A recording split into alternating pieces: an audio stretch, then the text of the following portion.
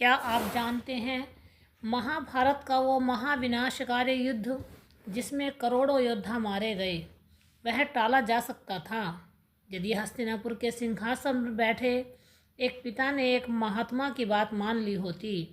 इतिहास गवाह है, जब जब विद्वानों की चेतावनी को अहंकार के शोर ने दबाया है, तब तब साम्राज्यों का पतन हुआ है। आज की यह कहानी उस एक पल की है जब समय ठहर सा गया था, भविष्य एक धागे पर लटक गया था। चलिए जानते हैं, इस अनसुनी कहानी को सुनते हैं जिसने युगों का भाग्य ही बदल दिया था। हस्तिनापुर की वो शाम सामान्य शामों जैसी नहीं थी, बल्कि हवाओं में एक अजीब सी बेचैनी घुली हुई थी, मानो प्रकृति स्वयं अपने वाले किसी बड़े अमंगल का संकेत दे रही हो। आकाश में काले बादलों का जमावड़ा था। महल के विशाल गलियारों में जलने वाली मशालें भी आज फड़फड़ा रही थीं, जैसे ये बुझने के डर से कांप रही हों। यह वह समय था जब गांधार, नरेश, शकुनी और दुर्योधन की कुटिल योजनाएं अपने अंतिम चरण पर थीं। उन्होंने धर्मराज युधिष्ठिर को जूत कीड़ा यानी जुए में खेल के लिए आमंत्रित करने का निर्णय लिया था। यह समाचार जंगल की आग की तरह महल के भीतर फैल गया था। जैसे ही यह खबर हस्तिनापुर के महामंत्री और धर्म के साक्षात अवतार महात्मा विदुर के कानों तक पहुंचती है, उनका हृदय कांप उठा, क्योंकि वे त्रिकालदर्शी थे। वे जानते थे यह केवल पासे फेंकने का खेल नहीं, बल्कि यह कुरुवंश के विनाश की आधारशिला रखी जा रही है। विदुर का मन व्याकुल हो उठा। वे अपने कक्ष में एक पल भी स्थिर नहीं बैठ सके, क्योंकि उनकी आंखों के सामने हस्तिनापुर का वो भविष्य तैरने लगा जहां भाई भाई के खून का प्यासा होगा। वे तुरंत उठे, महाराज धृतराष्ट्र के कक्ष की ओर चल पड़े। उनके कदमों की आहट में आज एक अलग ही दृढ़ता थी। उनके चेहरे पर चिंता की लकीरें स्पष्ट दिखाई दे रही थीं। महल के गलियारे पार करते हुए विदुर का मन अतीत के उन पन्नों को पलट रहा था जब उन्होंने सदैव हस्तिनापुर के हित की नीतियां बनाई थीं। लेकिन आज उन्हें लग रहा था नीतियों और धर्म की सबसे बड़ी परीक्षा की घड़ी आ गई है। महाराज धृतराष्ट्र अपने कक्ष में अकेले बैठे थे। नेत्रहीन होने के कारण वे देख तो नहीं सकते थे, लेकिन अपने पुत्र दुर्योधन के प्रति अंधे प्रेम ने उनकी आंतरिक आंखों को भी बंद कर दिया था। विदुर ने कक्ष में प्रवेश किया, वातावरण में भारीपन महसूस किया। उन्होंने देखा कि महाराज के चेहरे पर एक अजीब सी शांति है, जो तूफान से पहले की शांति जैसी थी। विदुर ने प्रणाम किया, भारी स्वर में कहा, महाराज, क्या आपने दुर्योधन की उस योजना को स्वीकृति दे दी है जिसमें वह पांडवों को जुए के लिए आमंत्रित करना चाहता है? धृतराष्ट्र ने विदुर की आवाज़ पहचानी। वो थोड़ा असहज होते हुए बोले, आओ विदुर, मैं तुम्हारी ही प्रतीक्षा कर रहा था। हाँ, मैंने अनुमति दे दी है, क्योंकि यह तो केवल एक विनोद है, एक पारिवारिक खेल है जिसमें भाइयों के बीच प्रेम बढ़ेगा। विदुर यह सुन सन्न रह गए। उन्हें लगा कि विनाश ने महाराज की बुद्धि को हर लिया है। वे आगे बढ़े, धृतराष्ट्र के सिंहासन के पास जाकर बोले, महाराज क्षमा करें, लेकिन आप जिसे प्रेम बढ़ाने वाला खेल समझ रहे हैं, वह वास्तव में द्वेष की आग भड़काने वाला षड्यंत्र है। जुआ कभी किसी का मित्र नहीं हुआ। यह नाश है जो बुद्धिमान से बुद्धिमान व्यक्ति का भी विवेक को नष्ट कर देता है। याद कीजिए महाराज, इतिहास में जब भी किसी ने छल से दूसरों का धन हड़पने के लिए जुए का सहारा लिया, उनका अंत सर्वनाश ही हुआ। पांडव आपके अपने हैं, वे अपने भाई के पुत्र हैं और धर्म के मार्ग पर चलने वाले हैं। उनके साथ छल करना साक्षात ईश्वर को चुनौती देने जैसा होगा। विदुर की बातें सुनकर धृतराष्ट्र के माथे पर बल पड़ गए, क्योंकि सत्य कड़वा होता है। उस समय धृतराष्ट्र सत्य सुनने की स्थिति में नहीं थे। वे अपने पुत्र दुर्योधन की खुशी के आगे सब कुछ देखने को असमर्थ थे। उन्होंने विदुर को टोकते हुए कहा, विदुर, तुम हमेशा शंका ही क्यों करते हो? दुर्योधन अब बड़ा हो गया है, वह केवल अपने भाइयों के साथ समय बिताना चाहता है। तुम पांडवों के पक्षपाती हो, इसलिए तुम्हें मेरे पुत्र के हर कार्य में दोष ही दिखाई देता है। यह सुनकर विदुर का हृदय आहत हुआ। लेकिन वे चुप नहीं रहे, क्योंकि वे जानते थे यदि आज वे चुप रहे तो इतिहास उन्हें कभी क्षमा नहीं करेगा। उन्होंने फिर से प्रयास किया, महाराज, मैं किसी का पक्षपाती नहीं हूँ। मैं केवल हस्तिनापुर का और कुरुवंश का पक्षपाती हूँ। मैं वह देख पा रहा हूँ जो आप पुत्र मोह के कारण नहीं देख पा रहे। इस जुए के खेल में शकुनी के पासे चलेंगे, और शकुनी के पासे केवल हड्डी के नहीं बने हैं, उनमें प्रतिशोध की आग भरी है। वह हमारे कुल का नाश करना चाहते हैं। दुर्योधन को मोहरा बना रहा है। यदि पांडव हार गए तो वे शांत नहीं बैठेंगे और यदि दुर्योधन हारा तो वह अपमान की आग में जल उठेगा। दोनों ही स्थितियों में परिणाम युद्ध का होगा, और युद्ध का अर्थ है मृत्यु। क्या आप अपने 100 पुत्रों के शवों को देखने के लिए तैयार हैं? विदुर की यह बात तीर की तरह धृतराष्ट्र के दिल में चुभी, लेकिन उनका अहंकार आड़े आ गया। उन्होंने क्रोधित होकर कहा, बस करो विदुर, तुम अपनी सीमाओं को उल्लंघन कर रहे हो। मैं राजा हूँ और मेरा निर्णय अंतिम है। भाग्य में जो लिखा है वही होगा। तुम भाग्य को बदलने का प्रयास मत करो। विदुर समझ गए, विनाश काले विपरीत बुद्धि। जब विनाश निकट आता है मनुष्य का विवेक मर जाता है। फिर भी उन्होंने अंतिम प्रयास किया और घुटनों पर बैठकर धृतराष्ट्र के हाथ अपने हाथ में लिए। उनकी आंखों में आंसू थे। उन्होंने गिड़गिड़ाते हुए कहा, भ्राताश्री, मैं आपसे मंत्री के रूप में नहीं बल्कि आपके छोटे भाई के रूप में भीख मांगता हूँ। इस निमंत्रण को रोक दीजिए, अभी भी समय है। दूत को वापस बुला लीजिए। पांडवों को इंद्रप्रस्थ में ही रहने दीजिए। दुर्योधन को समझाइए कि पराक्रम युद्ध भूमि में दिखाया जाता है, जुए के विषाद पर नहीं। जिस घर में अपनों को ही ठगने की योजना बनाई जाती है वहाँ लक्ष्मी नहीं वास करती, वहाँ सुख नहीं कलह का वास होता है। विदुर की वाणी में इतनी करुणा और सत्यता थी कि एक पल के लिए धृतराष्ट्र का मन भी डोल गया। उन्हें लगा कि शायद विदुर सही कह रहे हैं। कमरे में सन्नाटा छा गया, केवल मशालों के जलने की आवाज़ आ रही थी। धृतराष्ट्र का मन विचलित हुआ, लेकिन तभी उन्होंने दुर्योधन का चेहरा याद आ गया। दुर्योधन का वो हट कि उसे पांडवों की समृद्धि देखी नहीं जाती। और फिर धृतराष्ट्र का मन फिर से कठोर हो गया। उन्होंने अपना हाथ विदुर के हाथ से छुड़ाया और ठंडे स्वर में कहा, विदुर, निमंत्रण भेजा जा चुका है और क्षत्रिय धर्म के अनुसार निमंत्रण वापस लेना कायरता है। अब जो होगा वह देखा जाएगा। तुम जाओ और विश्राम करो। विदुर यह सुनकर स्तब्ध रह गए। उन्हें विश्वास नहीं हो रहा था कि एक पिता का मोह एक राजा के मोह से ज़्यादा हो सकता है। वे धीरे से उठे। उनकी आंखों से निराशा के आंसू बह रहे थे। उन्होंने धृतराष्ट्र की ओर एक अंतिम बार देखा, एक ऐसी दृष्टि जिसमें दया भी थी और भविष्य के लिए चेतावनी भी। उन्होंने मन ही मन कहा, महाराज, आज मेरी चेतावनी को ठुकरा दिया, लेकिन याद रखिए, समय की मार सबसे भयानक होती है। आज आप जिसे खेल समझ रहे हैं, कल वही खेल आपके कुल के रक्त से होली खेलेगा। विदुर ने सिर झुकाकर प्रणाम किया और भारी कदमों से कक्ष से बाहर निकल आए। जैसे ही वे बाहर आए, महल की हवाएं और तेज हो गईं, मानो वह चीख चीख कर कह रही हों, अनर्थ हो गया विदुर। विदुर के सामने आसमान की ओर देखा, जहां बिजली कड़क रही थी। वे जानते थे कि हस्तिनापुर के भाग्य का सूर्य अब अस्त होने वाला है। उन्होंने अपने महामंत्री पद के दायित्व को निभाने का पूरा प्रयास किया, लेकिन नियति को कुछ और ही मंजूर था। उधर धृतराष्ट्र कक्ष में अकेले रह गए, लेकिन उनके मन में विदुर के वे शब्द गूंज रहे थे, विनाश युद्ध शव के। वे चाहकर भी उन शब्दों को अपने दिमाग से निकाल नहीं पा रहे थे, लेकिन अब तीर कमान से निकल चुका था। पांडवों के पास निमंत्रण पहुंचने वाला था। धर्मराज युधिष्ठिर, जो क्षत्रिय धर्म और बड़ों की आज्ञा का पालन करने के लिए बाध्य थे, वे इस निमंत्रण को अस्वीकार नहीं कर पाएंगे।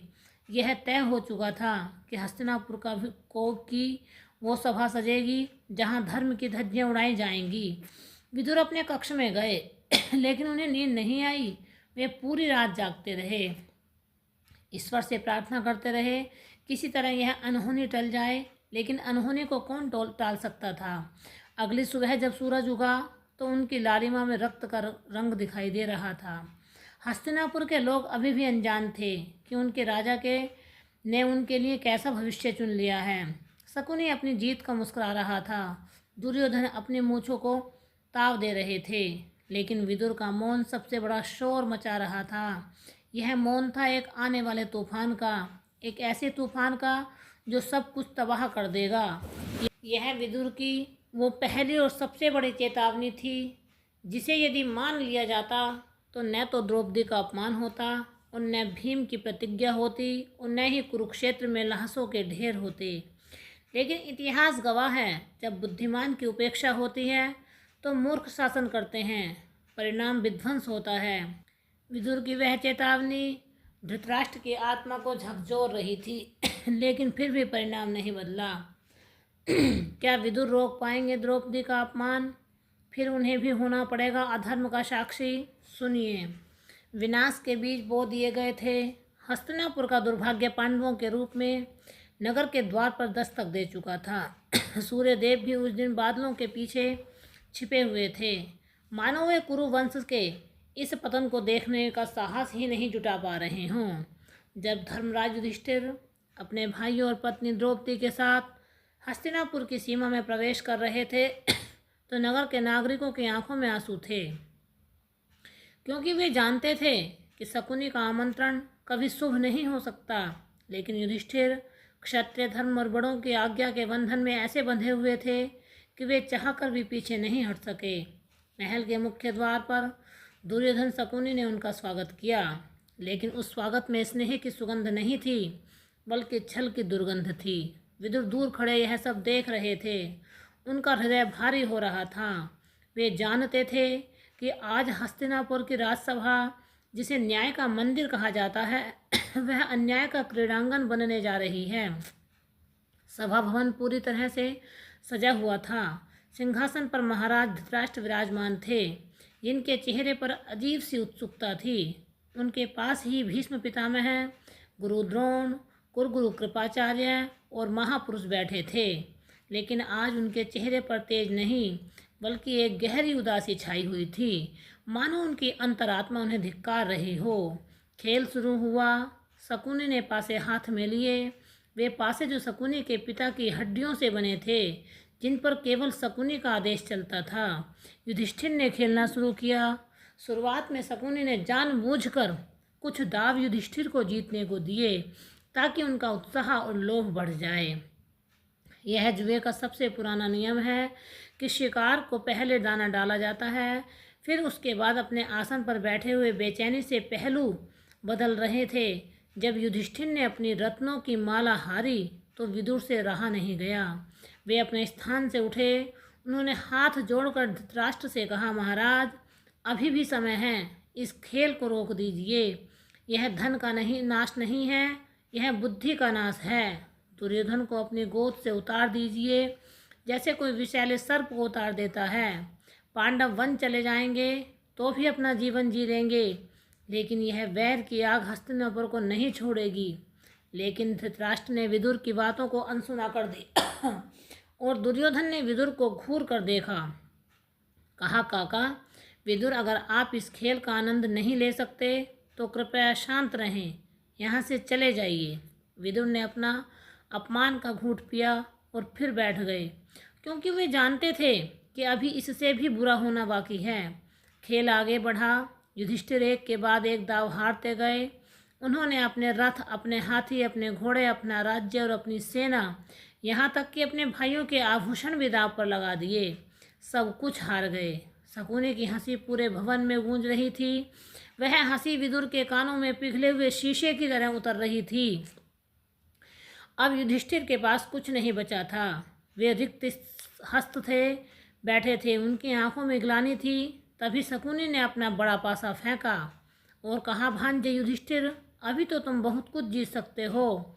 तुम्हारे पास अभी तुम्हारे भाई हैं, उन्हें दाव पर लगाओ। विनाश काल में बुद्धि कैसे हर ली जाती है, इसका प्रत्यक्ष प्रमाण तब मिला जब युधिष्ठिर ने नकुल को दाव पर लगा दिया। उसे भी हार गए। फिर सहदेव, फिर अर्जुन, अंत में भीमसेन को भी दाव पर लगा दिया। सभा में सन्नाटा छा गया। भीष्म पितामह ने अपने आंखें मूंद लीं। द्रोणाचार्य का सिर झुक गया, लेकिन विदुर की आंखों में अब भी आंसू नहीं अंगारे थे। वे फिर से बीच सभा में खड़े हुए। इस बार उनकी आवाज़ में याचना नहीं बल्कि चेतावनी की गर्जना थी। उन्होंने कहा, ओ कुरुवंश के विनाश को, क्या तुम देख नहीं रहे हो कि तुम क्या कर रहे हो? तुम केवल पांडवों को नहीं हरा रहे हो, तुम पूरे भारतवर्ष के भविष्य को गर्त में धकेल रहे हो। भीष्म, द्रोण, तुम सब मौन क्यों हो? क्या इस अन्याय को देखकर भी तुम्हारी वाणी में लकवा मार गया है? याद रखिए, इतिहास अपराधियों को तो सजा देता ही है, लेकिन उन लोगों को कभी माफ़ नहीं करता जो अपराध होते हुए चुपचाप देखते हैं। विदुर की यह दहाड़ सुनकर सभा में खलबली मच गई। कुछ क्षण के लिए शायद लगा कि किसी की अंतरात्मा जागेगी, किंतु विदुर को जो क्रोध आ रहा था जायज़ था, और गलत के खिलाफ आवाज़ उठाना ही धर्म है। विदुर की फटकार सुनकर दुर्योधन क्रोध से लाल हो गया। वह अपने स्थान से खड़ा हुआ, चिल्लाया, बस करो दासीपुत्र, हमारे ही टुकड़ों पर पलते हो और हमें ही गुर्राते हो। यदि तुम्हें पांडव इतने ही अच्छे लग रहे हैं तो चले जाइए उनके साथ और वन में रहो। हमें तुम्हारी नीति की कोई आवश्यकता नहीं। विदुर के लिए दासीपुत्र शब्द किसी वाण से कम नहीं था, लेकिन उन्होंने अपने अपमान की परवाह नहीं की। उन्हें चिंता थी तो कुलवधू की थी, जिसका नाम अब लिया जाने वाला था। युधिष्ठिर अपने चारों भाइयों को हार चुके थे, अंत में स्वयं को भी हार चुके थे। अब वे दास बन चुके थे। तभी शकुनी ने अपनी कुटिल मुस्कान के साथ कहा, युधिष्ठिर, सब कुछ हार गए, लेकिन रुको, अभी एक वस्तु शेष है। तुम्हारी धर्मपत्नी द्रौपदी, वह तो तुम्हारी है, उसे दांव पर लगाओ। अगर जीत गए तो सब कुछ वापस मिल जाएगा। यह सुनते ही विदुर का धैर्य टूट गया। वे चिल्ला पड़े, नहीं, यह नहीं हो सकता। महाराज धृतराष्ट्र, इस राक्षस को रोकिए। कुलवधू को दांव पर लगाना पशुता से भी बदतर है। यह अधर्म की पराकाष्ठा है। अगर आज द्रौपदी दांव पर लगी तो यह धरती फट जाएगी, आकाश से वज्र गिरेगा, इस कुरुवंश का नाम ही मिट जाएगा। लेकिन धृतराष्ट्र चुप रहे। उनकी चुप्पी ने दुर्योधन को स्वीकृति दे दी थी। और हाय रे नीति, धर्मराज युधिष्ठिर ने द्रौपदी को दांव पर लगा ही दिया। पासे फेंके गए। शकुनी ने चिल्लाया, वो जीती। उस क्षण हस्तिनापुर की मर्यादा की मृत्यु हो चुकी थी। दुर्योधन ने अपने भाई दुशासन को आदेश दिया, जाओ, दासी द्रौपदी को बाल पकड़कर सभा में ले आओ। यह आदेश सुनकर विदुर अपना माथा पकड़कर वहीं फर्श पर बैठ गए। उन्हें लगा कि अब प्रलय निश्चित है। दुशासन जब द्रौपदी के कक्ष में गया और उसे बालों से घसीटता हुआ सभा में लाया, वह दृश्य देखकर पत्थर भी पिघल सकता था।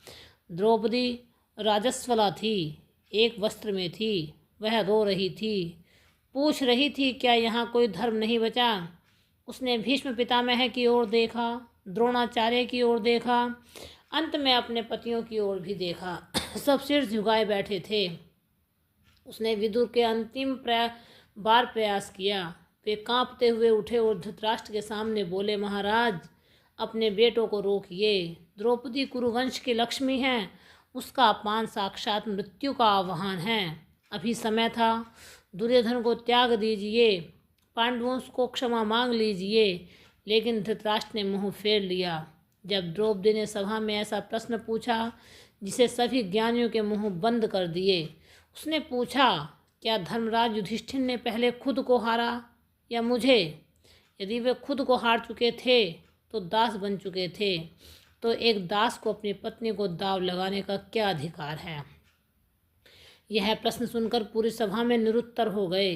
केवल विदुर ही थे जिन्होंने कहा कि पांचाली का प्रश्न सत्य है। धर्म के अनुसार हारा हुआ व्यक्ति कुछ भी दाव पर नहीं लगा सकता। यह खेल अवैध है, यह अधर्म है। लेकिन कर्ण ने बीच में ही बोलकर विदुर को चुप करा दिया। दुर्योधन को उकसाया। दुर्योधन ने अपनी जंघा ठोक कर द्रौपदी को अपनी गोद में बैठने का इशारा किया। यह देखकर भीमसेन को क्रोध ज्वालामुखी की तरह फट गया। उन्होंने प्रतिज्ञा ली कि मैं इस दुर्योधन की जांघ को गदा से तोड़ दूंगा, दुशासन की छाती का रक्त पीऊंगा। भीम की प्रतिज्ञा से सभा की भवन कांप उठा था, लेकिन दुर्योधन का पागलपन कम नहीं हुआ।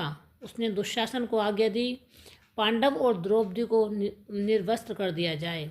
जब पांडव ने अपने उत्तरीय उतार दिए और दुशासन द्रौपदी की साड़ी खींचने लगा और आगे बढ़ा तो विदुर ने अपनी आंखें मींच लीं और उस महापाप के साक्षी नहीं बनना चाहते थे। उन्होंने मन ही मन में कृष्ण का आह्वान किया। फिर वही हुआ जो इतिहास में अमर हो गया। जहाँ मनुष्यों को धर्म सो गया था वहाँ ईश्वर का धर्म जाग उठा। जैसे ही दुशासन ने साड़ी खींचनी प्रारंभ की वैसे ही वस्त्र बढ़ता गया, ढेर लग गया कपड़ों को, लेकिन द्रौपदी के कपड़े कम नहीं हुए। दुशासन थक कर गिर गया। यह चमत्कार देखकर धृतराष्ट्र भयभीत हो गए। उन्हें लगा अब सचमुच अनर्थ हो जाएगा। उसी समय सियार और गीदड़ रोने लगे।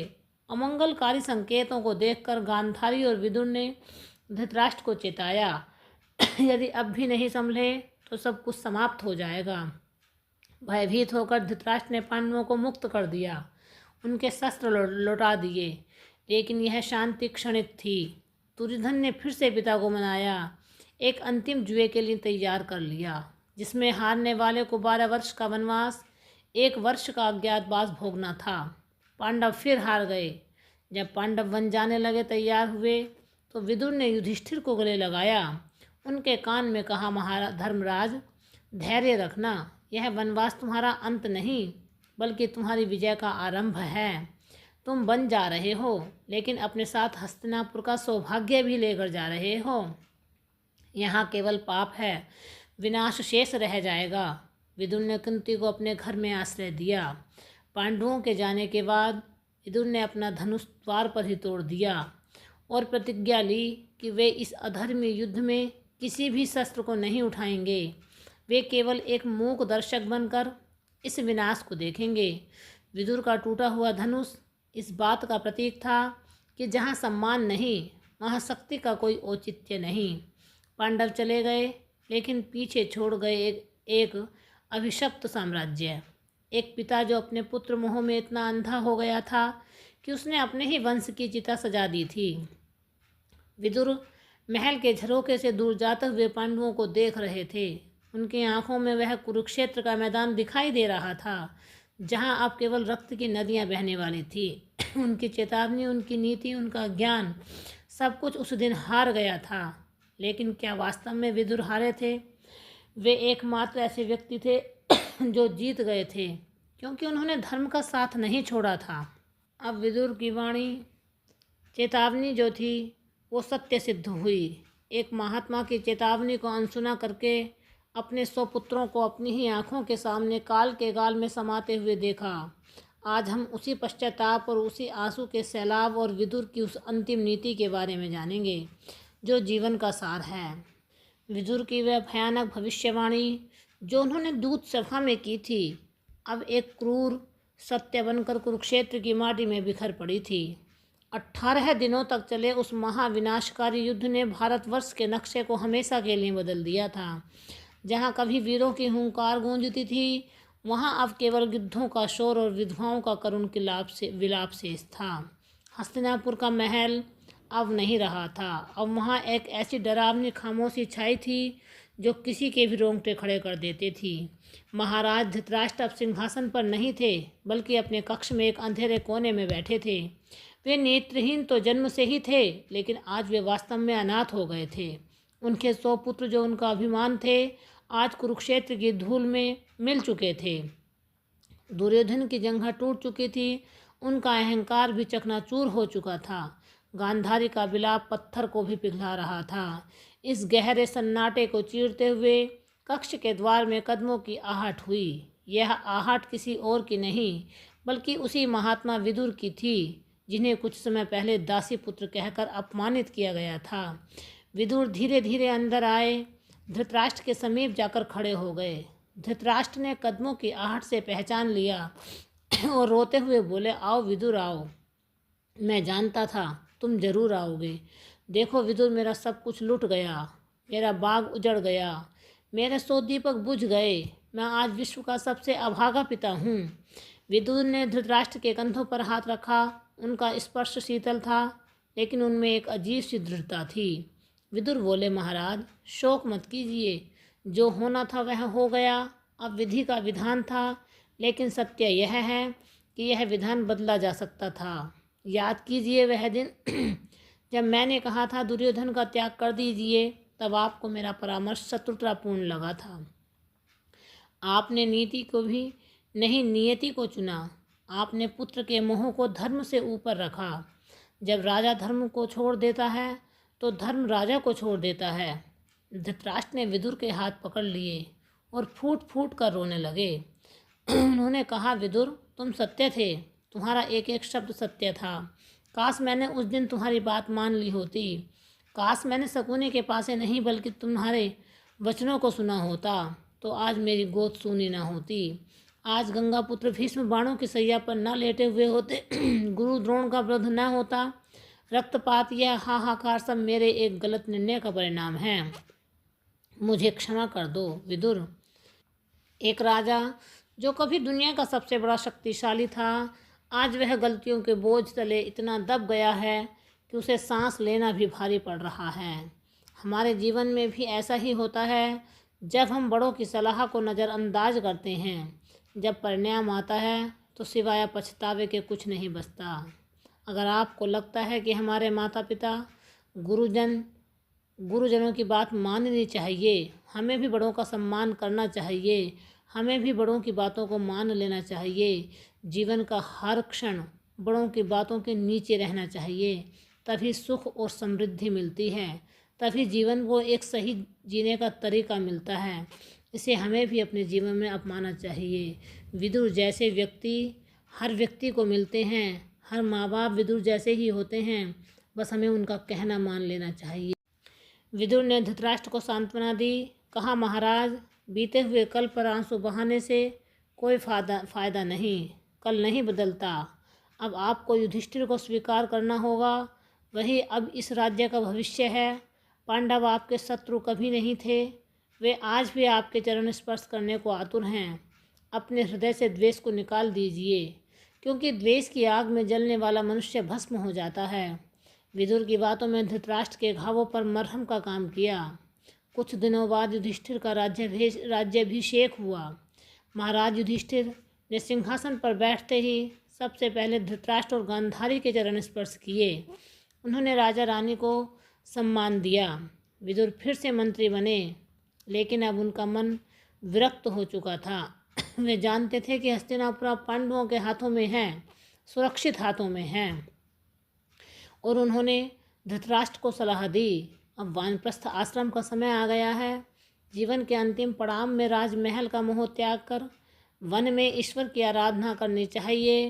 धृतराष्ट्र, गांधारी और कुंती ने विदुर की बात को मान लिया। वह दृश्य भावुक ही था जब पांडव अपने ज्येष्ठ पिता, माता कुंती और काका विदुर को विदा कर रहे थे। हस्तिनापुर की प्रजा रो रही थी। युधिष्ठिर रथ के पीछे पीछे दौड़ रहे थे, लेकिन विदुर ने मुड़कर नहीं देखा, क्योंकि वो जानते थे कि मोह के बंधन को तोड़ने के लिए कठोर होना ही पड़ता है। वे सब गंगा के किनारे वन में कुटिया बनाकर रहने लगे। वहाँ विदुर धृतराष्ट्र को आत्मज्ञान दिया। उन्होंने बताया कि आत्मा अजर अमर है, शरीर केवल एक वस्त्र और एक मृत्यु अंत नहीं, बल्कि एक नई यात्रा का आरंभ है। विदुर की नीति अब राजनीति से ऊपर उठकर आध्यात्म की नीति बन गई थी। कुछ समय पश्चात वन में एक दिन विदुर कठोर तपस्या कर रहे थे। उन्होंने अन्न और जल का त्याग कर दिया था। उनका शरीर सूख कर कांटा हो गया था, लेकिन उनके चेहरे का तेज सूर्य के समान चमक रहा था। युधिष्ठिर ने उनसे मिलने वन में आए। उन्होंने देखा कि विदुर एक पेड़ के सहारे खड़े हैं। उनकी आंखों में पलकें नहीं झपक रही हैं। युधिष्ठिर ने उन्हें पुकारा, काका विदुर, मैं युधिष्ठिर आया।